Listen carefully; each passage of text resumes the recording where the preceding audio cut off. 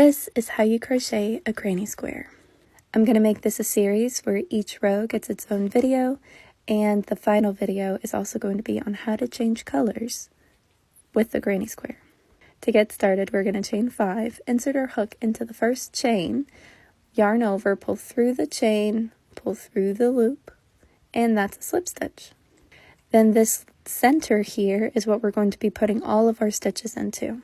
So we're going to chain 3 for our turning chain, and then we're going to add 2 double crochet into the center of the ring. The granny square is worked in groups of 3 double crochet, so this will be our first set of 3, and the turning chain does count as a stitch. Then we're going to chain 2, and that'll be our first corner.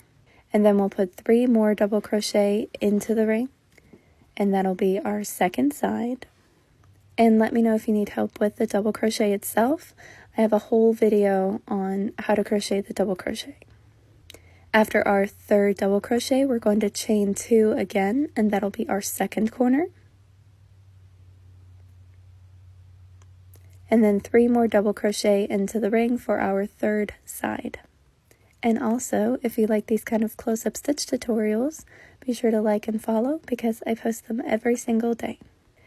And then after this, we're going to chain 2 more for our third corner and 3 double crochet for our fourth side. And if you have any questions about this stitch or another stitch, you can ask in the comments on any of my videos. And if I can't explain it in words, I'll make a video for it. Now that we have our fourth side, we're going to chain 2 for our fourth corner and slip stitch into the third chain. Now it doesn't matter which loops you pick up, as long as you pick up 2 loops. I'm going to pick up the front 2, so the one on the bottom and the one on the top.